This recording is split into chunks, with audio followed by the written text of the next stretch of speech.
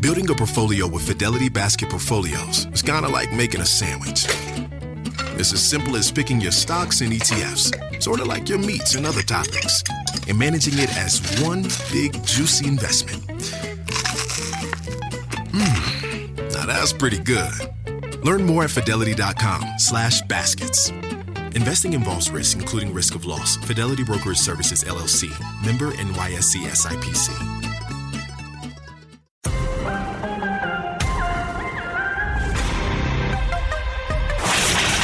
This is the Janine Pirro Show. Now, here's Judge Janine Pirro. Welcome back to the Judge Janine Tunnel to Towers Foundation Show. Joining me now is a very special individual. He was the 27th United States National Security Advisor, and before that he was a hostage envoy, and he played a very important role as it relates to the United States relationship with Israel during the Trump administration, Robert O'Brien. And Robert has been on the show before, and I just want to welcome him back. I think now is a time that it is very relevant to reflect on your time in the Trump administration. Security Advisor Robert O'Brien.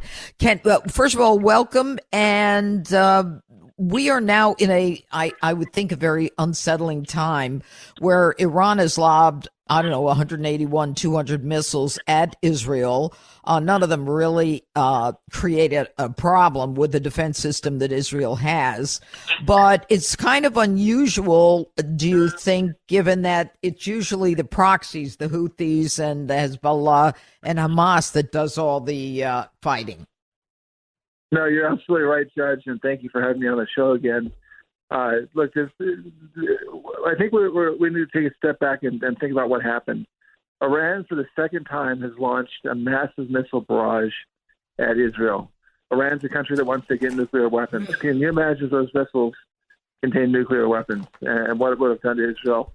And even without nuclear weapons, if Israel didn't have the sophisticated defenses, the David Sling and Arrow and Iron Dome, the damage that it would have created in the country of Israel, a small country, would have been devastated by that attack. So the fact that Israel defended the attack successfully with U.S. help and British help is a great thing, but we shouldn't. That doesn't exculpate Iran for what it did. Well, and then the question is, how much more will Iran do? But given its weakness and its fecklessness in the April attack, and this attack being pretty much rebuffed, we've got to worry, do we not, former National Security Advisor Robert O'Brien, about the fact that Iran is apparently enriching uranium at like 80%. Is that what you're hearing? It is, and Judge, one of the amazing things is Iran is spinning more centrifuges than the U.S. The U.S. has a very small number of centrifuges. We're reliant on Russia for most of our nuclear fuel these days, and Iran has a bigger nuclear program than America. So it's embarrassing for us. We need to get back in the game with the Chinese and the Russians building massive nuclear arsenals. But the Iranians are building a big arsenal or building the potential to have a very big nuclear arsenal. It's got to be stopped, and it's got to be stopped quickly because it's an existential threat to Israel, but it's also a threat to our Arab allies region and to America. Yes, and the fact that they are enriching the uranium at the level that they're at, clearly not for civilian use. I mean, what does that require Israel to do going forward? Do they attack these nuclear facilities? I mean, how does Netanyahu fight this war? Well, one thing he's done, and I congratulate my friend Bibi Netanyahu, because he's decided on victory. The Biden administration for the last 4 years has talked about appeasing Iran, accommodating Iran, trying to make Iran feel comfortable, trying to help the Palestinians and by extension Hamas, telling Prime Minister Netanyahu not to escalate against the Hezbollah. And Bibi Netanyahu has taken a page out of Donald Trump's book. And President Trump, when he came into office, was told that you can't defeat ISIS. ISIS has a caliphate the size of Great Britain in Iraq and Syria. And within a matter of months, the entire physical caliphate was defeated. But we had one last task, and that was to get Baghdadi. And when I was National Security Advisor, we found out where he was. And President Trump made a very bold decision to launch a raid team into Syria near Idlib and 1,500 miles behind enemy lines and bring justice to Baghdadi, who killed Caleb Mueller and other Americans. And we got Baghdadi and we defeated ISIS. It was a rare victory. We didn't start any new wars in the Trump administration, but we finished one with a victory. Bibi against ISIS. Bibi Netanyahu is now looking at Hamas and Hezbollah and saying, hey, just like ISIS was defeated, these guys are as cruel and as brutal as ISIS. I want to defeat them. Well, I don't want to accommodate them and have a ceasefire. But the amazing thing is, as you say, is Biden asked for a ceasefire on October 8th, and then as soon as they get rid of Nasrallah over there and Hezbollah, Biden calls for a ceasefire. And, that brings me to an issue that I've been wanting to talk about, and it's not just the military support issue, which is only supporting Israel in its defense, but the public support where the Biden administration literally allows, the students on the universities, to take over buildings, to stop Jewish students from going to class. There's more than just that ceasefire and, we're going to help them, but we're only going to do it proportionately and only going to do it as in their defending themselves. But there's the bigger umbrella issue of America being lectured that the only way to fight a war is proportionately. And, if the Jewish kids can't go to school, we're not going to do anything to the university. Well, Judge, you make two good points. Think about this. If the Israeli government had accepted the ceasefire, which was very slanted in favor of Hamas and Hezbollah, Nasrallah would still be alive, and Hezbollah would still be terrorizing Lebanon, and Hamas would still be governing Gaza. And Israel would have no security, and Iran would be in the catbird seat. So the idea that these ceasefires were somehow good for Israel is just blatantly untrue. And Netanyahu is saying, no, I want a victory instead of a ceasefire. But Judge, you bring up the point of the broader issue of anti-Semitism in America. This ancient bigotry that we've never seen in our lifetime, especially in New York. And I went back to Columbia University. I saw the kids. I met with the students, the Jewish students and the Israeli students who are studying there. And it was just horrific. I mean, the fact that kids were being pushed up against the wall of their dorms, spit on, told that they can't wear a yarmulke, a kipp on campus. This is in New York City, a city of 2 million Jews. I went to Henry Kissinger's memorial service. He was one of my predecessors and became a very good friend and mentor to me when I was National Security Advisor. And when I left the synagogue for his memorial service, I was chased by a couple of people from the protest, screaming those horrible, vile things at me. And I thought it was because I was Trump's National Security Advisor. Maybe it had something to do with Baghdadi or work in the administration. But they didn't mention that. I got by the back of my SUV. Unfortunately, I had security. I ran my hands through my hair, and I realized I had a kipp on. I had a yarmulke on. And these people were coming after me because I walking down Fifth Avenue. They thought I was a Jew, and they thought that gave them license to say the most vile things. So for our Jewish brothers and sisters who are celebrating their New Year, and congratulations, Happy New Year, but we can't let this anti-Semitism, gain a foothold in America. Well, the problem is that the Biden administration is letting them with the, can you imagine, Robert O'Brien, can you imagine Donald Trump being president and Jewish students being prevented from going into class? I mean, when Alvin Bragg drops the charges against those kids at Columbia when they broke the glass to get into the building and they were arrested, but Alvin Bragg, drops the charges, Trump would have been in there, I would hope, and I would think, given how much I know about him, with the Justice Department, Civil Rights Division. 100%. But again, the Civil Rights Division doesn't care about our Jewish students anymore and our Jewish citizens because they're somehow the oppressor in this, hierarchy of oppression that the left has adopted. And what's so funny about it, Judge Janine, is that you think about Israel. The Jews are the original indigenous people. They've been there for 5,000 years. Yes. They're the ones who were run out of their country. They're the ones who are oppressed by the Ottomans and the Romans and the Greeks and the Muslims for many years. They finally got their homeland back where they have a place where they can defend themselves because they can't defend themselves even on the streets of New York anymore. Amazing. And yet they're somehow the bad guys in the story. It's really it's Alice in Wonderland. We've gone down the rabbit hole, and, up is down and down is up. But the truth is that we're Alice in Wonderland because of our leadership. We're Alice in Wonderland because if those Jewish students were African American, it would have been a different situation. And I would hope that any student would be protected.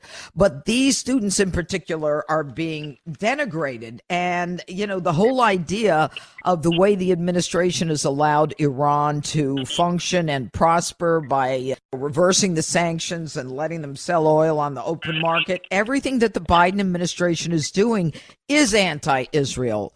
And all of these ceasefires, how could you tell a country, it has to be proportionate? Isn't the point of a war to win the war? Since when do we go to war to lose or to be proportionate? But it's just ridiculous. Think of what the Biden-Harris administration has done with Iran, and it follows on what the Obama administration did with the JCPOA, giving Iran a nuclear deal, saying you can become a full nuclear power in 10 years, with U.S. support. And remember the big argument that I remember this so clearly when President Obama said Iran will become rich and we'll give them $150 billion in sanction relief, and the middle class of Iran will prosper and they'll become a responsible stakeholder in the Middle East. What did they do with $150 million? They gave it to terrorists. They gave it to Houthis and they gave it to Kataib Hezbollah in Iraq that attacked our American troops and killed American troops. They gave it to Hezbollah and Hamas to build the tunnels all under Lebanon and Gaza. So all that money went to terrorism and it went to their nuclear program and their drone and ballistic missile program. And what are they doing with it? They're now taking, Biden-Harris claimed to be so concerned about Ukraine.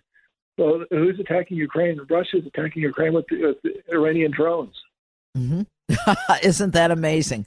Isn't that amazing? And they can thank us for we can thank Obama for that. Drones manufactured with the money they've gotten with the hostage ransom that Biden paid and Biden-Harris paid, and with the sanctions relief that Biden-Harris has given over the past 4 years. When Donald Trump left office, we had Iran in a box. They were down to $4 billion in foreign reserves, barely enough to keep their economy alive. They couldn't pay Hezbollah. Hezbollah is complaining, and there's some convincing about the fact that that the Iranians weren't paying the salary of the Hezbollah terrorists.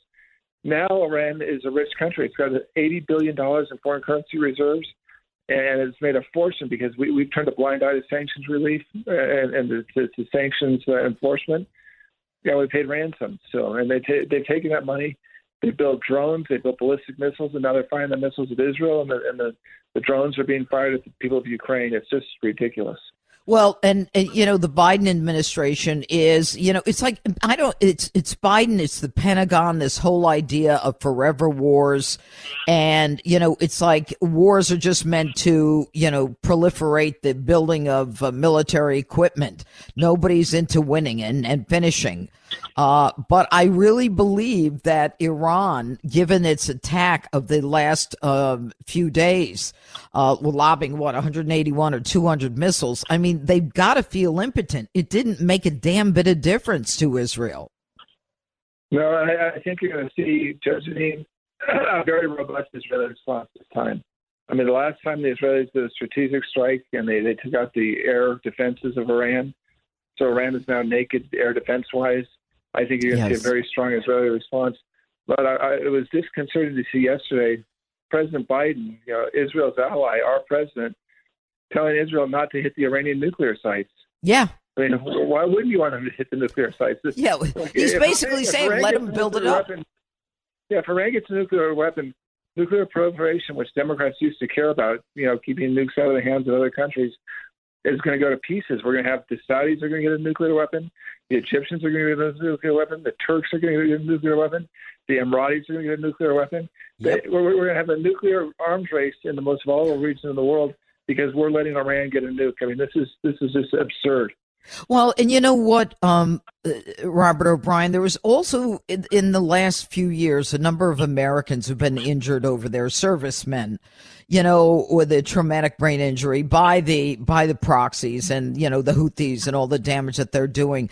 I mean, it's almost as though the United States under Biden and Harris are saying, yeah, okay, hit us. We won't hit back. It's very frightening. And I'm hoping that, in the next, it's less than 30 days now, today's Sunday, I just am hoping that we are able to reverse things. And the thing about Donald Trump is he's not into nation building. He doesn't want to occupy. He just wants to end the war. And as in the Abraham Accords, and I understand that you were very much a part of that negotiation, it's let the Middle East prosper. Look, people in Iran, the Ayatollahs is in hiding. And let me just say, I'm Lebanese. I'm 100% Lebanese, a Christian. And, 55% of the Lebanese don't want Hezbollah there. They want them out, but it's too small a country. You're right, Judge. The people of Iran, funny enough, we do these surveys, then the people of Iran love America. They hate the regime. This is a regime that's going after women and beating them and killing them if they don't wear a hijab in public, if they don't cover themselves, or they kill gays and lesbians. I mean, this is a brutal, evil regime. And yet somehow they're treated with kid gloves by Biden, Harris, and it all comes back to Obama. And yet, if Donald Trump got into power, it would be a beacon of hope for the Iranian people that they'd have freedom someday. I mean, that's what Donald Trump will be. Is he'll be a deterrent. There'll be a deterrent on day one. The Iranians will not think to molest American troops or the U.S. or our allies with Donald Trump in power. And what's interesting.